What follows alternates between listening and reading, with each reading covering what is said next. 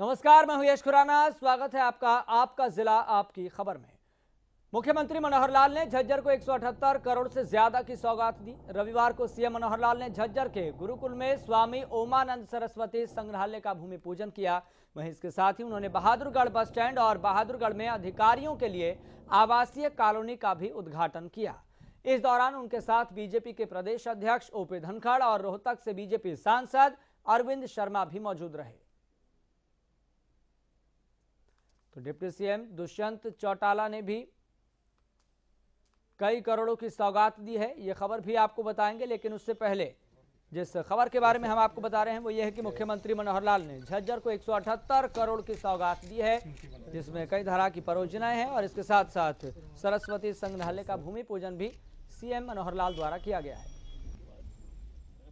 आज गुरुकुल झज्जर के अंदर ये जो महाविद्यालय का जो 106वां वार्षिकोत्सव कार्यक्रम था, इसमें मेरा आना हुआ। यहाँ गुरुकुल शिक्षा पद्धति और जो हमारी आधुनिक शिक्षा पद्धति है, इसमें समन्वय करने की आवश्यकता है। ये सब लोगों ने इसका समर्थन किया है। इसी प्रकार से हमारे पुरातत्व के जो संग्रहालय के नाते से जो एक संपदा जिसको संग्रहीय रूप में यहाँ रखा जाएगा, उसके भी भूमि पूजन का कार्यक्रम हुआ। लगभग 50-60 करोड़ रुपए लगा करके उस पर एक भव्य संग्रहालय बनाया जाएगा, ताकि ये क्षेत्र ऐसे लोगों को जिनकी रुचि है उनके लिए एक पर्यटन का ये केंद्र भी बन सके, उसके इस इलाके को बहुत लाभ होगा। हरियाणा के कई जिलों में इस प्रकार की घटनाएं हुई हैं। आपका फरीदाबाद का वो घटनाक्रम तो निकिता का तो आपको पता ही है कितना बड़ा विषय बन गया था।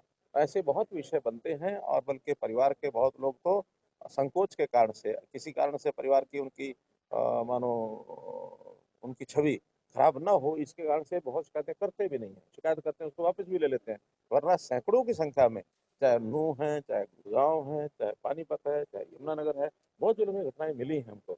और बहुत सी लड़कियों को भगा कर ले जाते हैं, दूर तक ले जाते हैं और कई बार तो मिलती भी नहीं है। साल पहले कोई आके रहेगा और 5 साल के बाद उसको लाभ मिलेगा, ऐसा होता नहीं। जो पहले से लोग लगे हुए हैं, जिनके इंडस्ट्री में परिवार किसी प्रदेश का है, उनके परिवारों को जो 5 साल हो गया तो उनको भी भागीदारी बनाना किसी में, वो हमारे हित में ही है।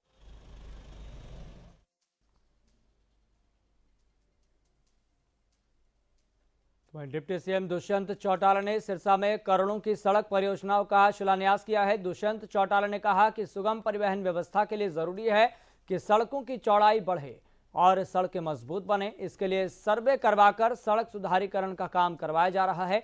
इससे पहले डिप्टी सीएम दुष्यंत चौटाला ने लोक निर्माण विश्राम गृह के प्रांगण में पौधारोपण भी किया। इसके साथ ही 8 मार्च को पेश होने वाले बजट पर दुष्यंत चौटाला ने कहा कि बजट लोक कल्याणकारी होगा। उन्होंने ये भी कहा कि हर वर्ग के लिए बजट में विभिन्न लाभकारी योजनाओं को समाहित किया जाएगा। बजट के माध्यम से निश्चित रूप से हरियाणा प्रदेश प्रगति के पथ पर अग्रसर होगा। कोई भी बुजुर्ग किसी भी कॉमन सर्विस सेंटर से अपना डाटा वेरीफाई करा सकता है। और अगर बुजुर्ग की, ताऊ और ताई की, दादा और दादी की पेंशन इफेक्टेड है आज के दिन, वो उसको रिवाइज कराए। अगर उन दोनों की आय 2 लाख से नीचे है तो उसकी पेंशन कोई नहीं रोक सकता। और आपके साथ एक साझा डाटा कर देता हूँ कि लगभग 28,000 ऐसे नागरिक हमने पीपीपी के माध्यम से निकाले हैं जो कभी भी पेंशन का लाभ नहीं ले रहे थे और 60 साल से ऊपर के। हमारी सरकार उन तक पहुंचेगी और उनकी पेंशन भी शुरू करवाने का काम करेगी। धर्म परिवर्तन कानून नहीं है, ये फोर्सफुली कन्वर्शन के ऊपर कानून है। आज के दिन भी आप मंदिर में शादी ना करते हुए कोर्ट मैरिज करते हो तो आपको रजिस्ट्रेशन करवानी पड़ती है। इस कानून के अंदर तो ये प्रोविजन दिया गया है कि अगर आप फोर्सफुली नहीं कर रहे और अपनी स्वेच्छा से कर रहे हो तो आप एप्लीकेशन दे सकते हो और 1 महीने के बाद आप कन्वर्शन कर सकते हो।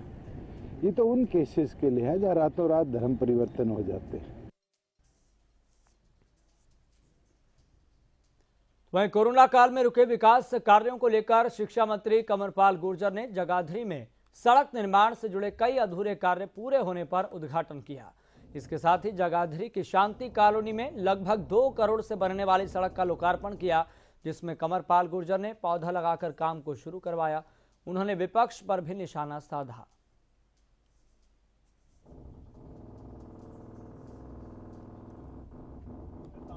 उससे विकास कार्य हुए थे, कोरोना की वजह से हमने उनका उद्घाटन भी नहीं किया था और थोड़ी सी उनको कंप्लीट करने में थोड़ी सा काम रहा था। जैसे खंबे थे, इसमें खंबे उखाड़ने थे, खंबे वगैरह सब हटाए करने के बाद आज ये कंप्लीट है और 1,92,00,000 का ये काम था और आज ये कंप्लीट है तो उसका उद्घाटन किया और इसी तरह से हमने 13 जो ट्यूबवेल लगवाए उनका उद्घाटन किया।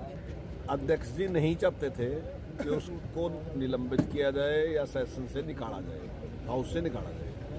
उन्होंने उसके बाद भी उन्होंने कहा कि भाई अगर वो अपने आचरण पे खेद व्यक्त करते हैं तो ये जो निर्णय लिया इसको वापस लिया जा सकता है, लेकिन क्योंकि उन्होंने उस पर कोई खेद व्यक्त नहीं किया, बल्कि खेद व्यक्त करने की जगह उनकी सारी पूरी पार्टी ने उसके पक्ष में बोलना शुरू कर दिया।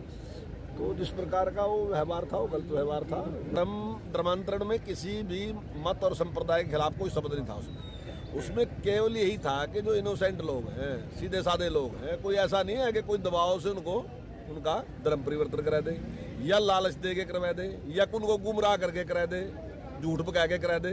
मान लीजिए किसी को कह दे तेरी शादी करा दूंगा, किसी को कह दे तेरी बीमारी ठीक कर दूंगा, इस तरीके से लालच दे के किसी का धर्मांतरण ना हो की राय उन्होंने ली है, विधायकों की सभी की राय ली है और उनके जो भी सुझाव थे जो उसमें शामिल करने के लायक थे वो सारे शामिल। बजट इसलिए हर बार बहुत अच्छा होता है और अब की बार भी जो बजट होगा तो निश्चित तौर से विकास दर को बढ़ाने वाला होगा, लोगों को रोजगार देने वाला होगा।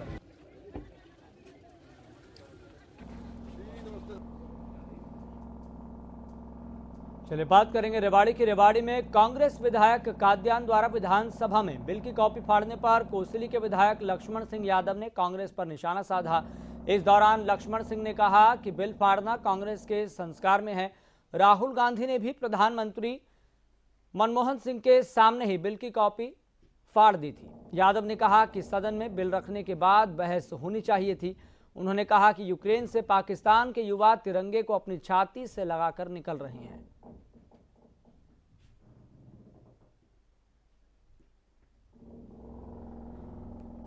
जब इनके मुखिया भी प्रधानमंत्री मनमोहन सिंह के होते हुए राहुल गांधी जब कानून को फाड़ सकते हैं तो इनके संस्कार इस तरह के हैं।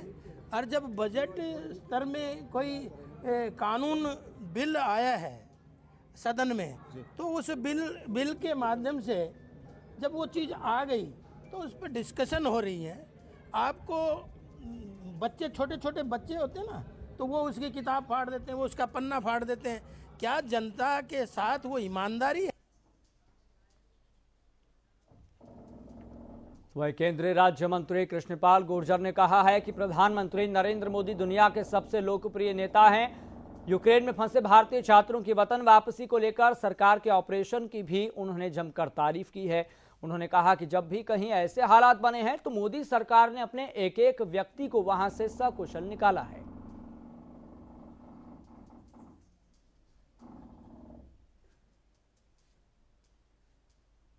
दुनिया में सबसे लोकप्रिय नेता मोदी जी को माना गया है और मोदी जी के हाथों में देश और देश के प्रत्येक व्यक्ति का हित सुरक्षित है।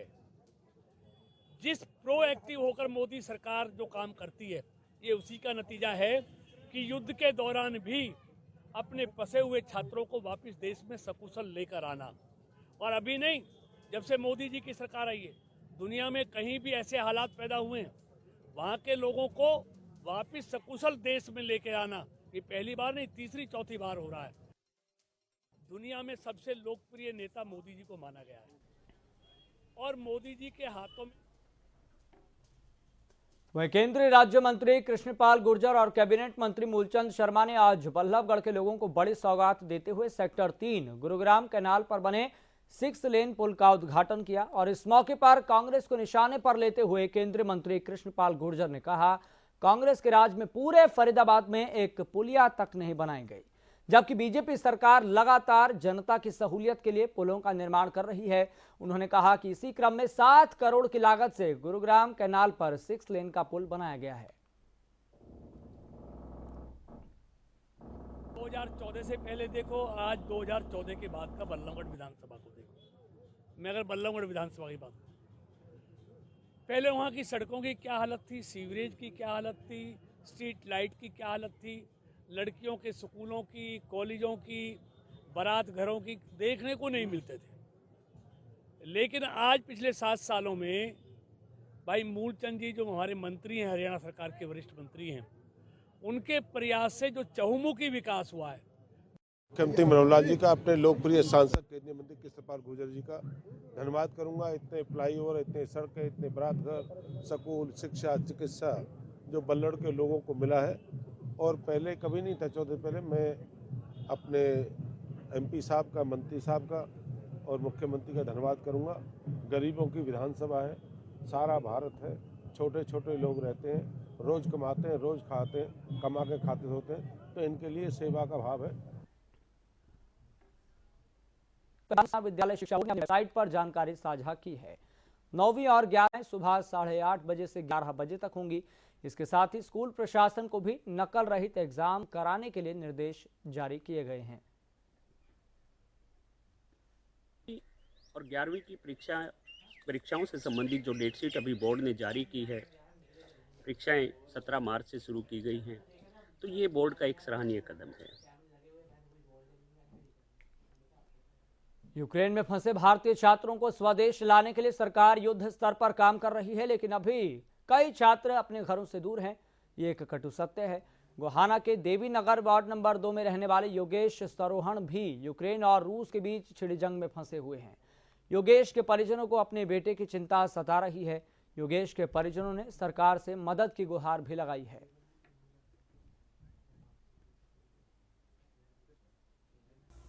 अब फिर शांति होने का तो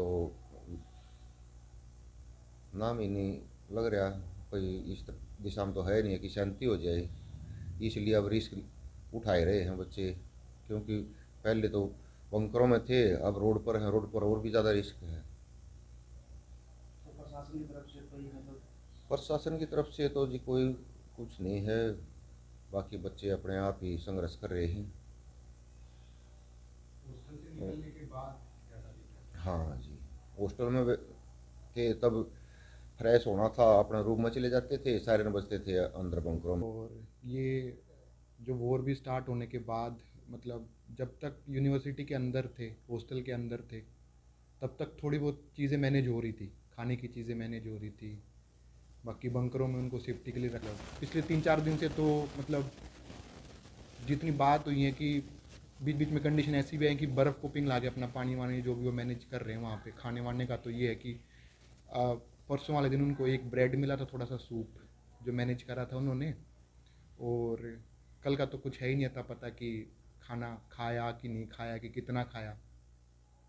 और बस यही हाल कि एक ऐसी सिचुएशन होगी ना कि हम कुछ कर नहीं सकते यहाँ से बैठे, तो परेशानी तो बहुत ज़्यादा है। मतलब ये है बस कि किसी भी तरीके करके वो बॉर्डर तक।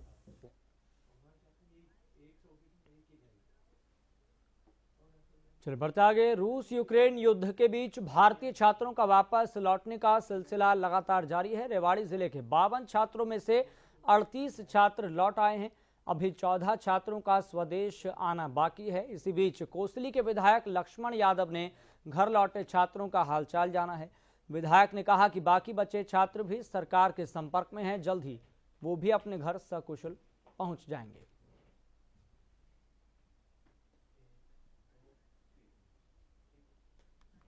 सर, केंद्र का सबसे अहम योगदान मुझे पता चला इस इवैक्यूएशन के टाइम पे।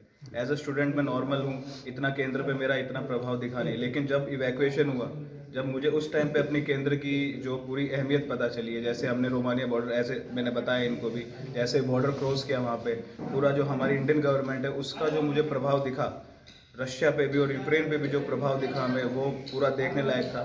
हमें टाइम रहते ही इवैक्यूएट कर दिया गया, जिसकी वजह से हमें ज़्यादा प्रॉब्लम्स नहीं हुई। तो वही थैंक्स टू गवर्नमेंट कि हमें पहले ही निकाल दिया गया था। इस सर दोनों government, central government, state government की तरफ से पूरा सपोर्ट दिया गया है। हमें एम्बेसी से हमारा बात हो गया था, कीव एम्बेसी से भी पूरा हमें सपोर्ट दिया गया है, वहाँ से हमें पूरा हेल्प मिला है हर जगह।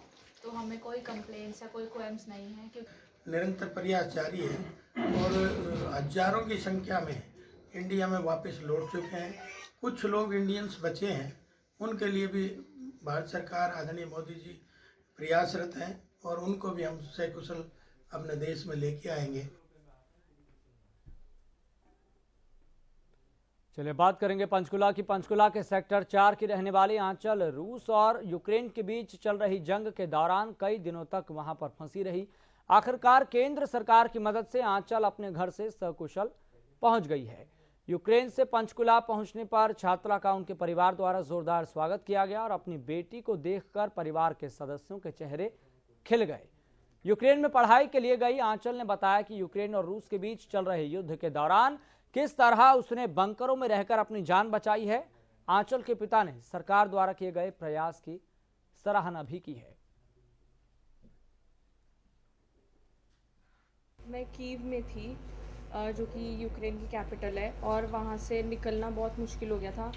लेकिन फिर जब हमें गवर्नमेंट की तरफ से एडवाइजरी मिली कि आज ही आपको निकलना है, तो फिर हम ट्रेन्स की रेलवे स्टेशन गए और फिर वहाँ से हमने ट्रेन्स पकड़ने की कोशिश करी और 2-3 ट्रेन्स हमारी मिस हो गई बिकॉज यूक्रेनियंस इतने ज़्यादा थे तो वो उनको प्रेफरेंस दे रहे थे और इंडियंस और या फिर किसी और जैसे अफ्रीकन या और कोई उन्हें नहीं दे पा रहे थे। तो लेकिन फिर भी फाइनली 8-9 घंटे की स्ट्रगल के बाद एक हमें ट्रेन मिल गई। तो उस तरह फिर मैं कीव से लवीव एक सिटी है उस तक गई। लेकिन जब वॉर शुरू होगी तो फिर टेंशन तो शुरू हो गई थी। हम तो डे फर्स्ट से जब बात हुई तो हमने यही कहा कि अब ये फ़्लाइट्स तो हमें पता था कि अब बंद हो गई हैं, तो हमने इनको यही कहा था कि जो भी अब अल्टरनेट आपको हैं या गवर्नमेंट अब, क्योंकि पहले दिन यही आ गया था कि गवर्नमेंट एडवाइजरी दे रही है, गवर्नमेंट इनको गाइड कर रही है, तो हम भी इनको ये कहते थे कि अब जो देखो गवर्नमेंट की जो वहाँ पे एम्बेसी है उसके कॉन्टैक्ट में रहो, क्योंकि जो भी इनका एवैक्यूएशन का ये कुछ भी था तो वो तो एम्बेसी के थ्रू ही होना था। बच्चे अकेले तो क्या करते हैं। तो हमारा तो इनको एक यही था कि टेंशन तो यहाँ थी, लेकिन यही था कि भाई बच्चों को सबको भी तुम्हारा जो भी ग्रुप है और सब है आप एम्बेसी के कांटेक्ट में रहो ताकि तुम्हें डे टू डे बेसिस पे कोई भी इंफॉर्मेशन मिलती रहे। चलिए बात करेंगे फरीदाबाद की, जहां SRS बिल्डर पर बैंक से धोखाधड़ी और मनी लॉन्ड्रिंग का केस दर्ज हुआ है, जिसके बाद घर खरीदने वालों पर भी खाली करने की तलवार लटक गई है। यहां पर दर्जन भर से भी ज्यादा मुकदमे दर्ज होने के बाद बिल्डर अनिल जिंदल को तो पहले ही जेल भेज दिया गया, लेकिन मनी लॉन्ड्रिंग के केस में खामियाजा फ्लैट धारकों को उठाना पड़ रहा है। ईडी द्वारा SRS सोसाइटी के करीब 1400 फ्लैट धारकों को 10 दिन में अपना फ्लैट खाली करने के आदेश जारी कर दिए गए हैं। यहां तक कि नोटिस भी सोसाइटी के गेट पर चस्पा कर दिया गया है और इसी से परेशान होकर फ्लैट धारक जगह जगह अपनी गुहार लगा रहे हैं। कल विधायक नरेंद्र गुप्ता से मुलाकात के बाद आज DC रेजिडेंस पर अपनी शिकायत लेकर पहुंचे।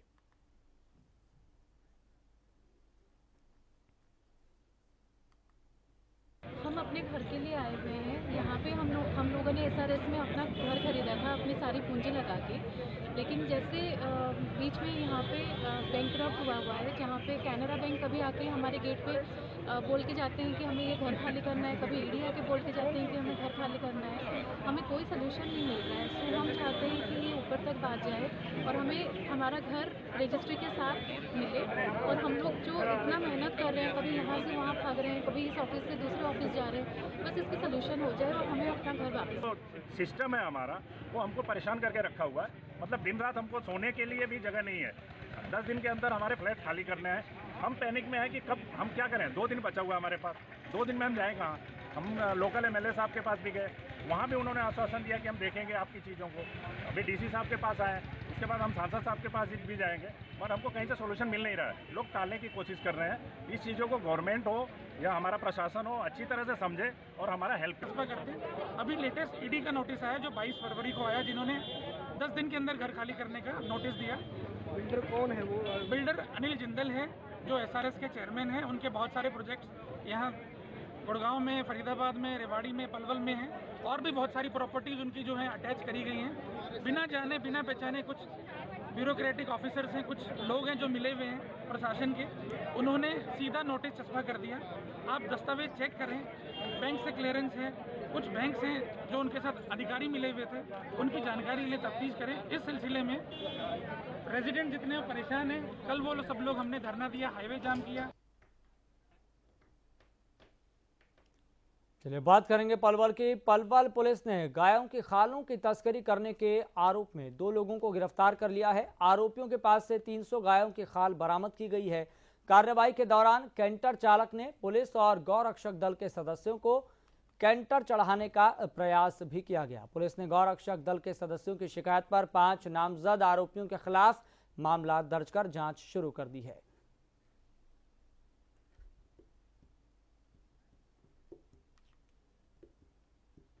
ये आज हमारे को सूचना मिली थी, गौरक्षा दल की टीम के द्वारा सूचना दी गई थी कि ऐसे गायों की खाल से भरा हुआ ट्रक आने वाला है, जो हमारे थाना की टीम का गठन करके नाकाबंदी करवाई गई। जो इसी दौरान गाय की खाल से भरा हुआ एक आइसर कैंटर जिसका रंग लाल था और राजस्थान नंबर का था, वो आया, जिसको राउंड अप किया। राउंड अप करने पर देखा गया तो उसमें 300 गाय की खाल थी।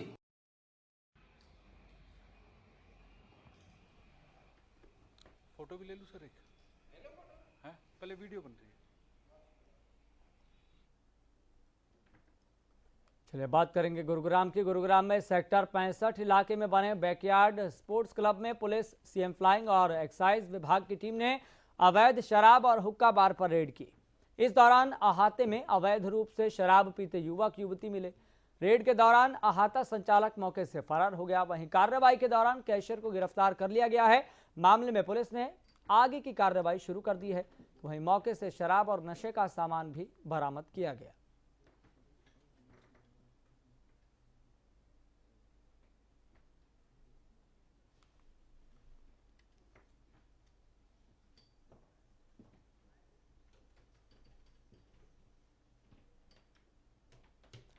वहीं गुरुग्राम में आज डेरा सच्चा सौदा और नगर निगम के सहयोग से महासफाई अभियान कार्यक्रम चलाया गया। इस दौरान गुरुग्राम को 4 जोन में बांटा गया। डेरा सच्चा सौदा के हजारों अनुयायियों ने शहर की साफ सफाई की है। हरियाणा समेत कई राज्यों के लोग शामिल हुए। डेरा अनुयायी ने बताया कि डेरा प्रमुख के आह्वान पर सफाई के महा अभियान की शुरुआत की गई।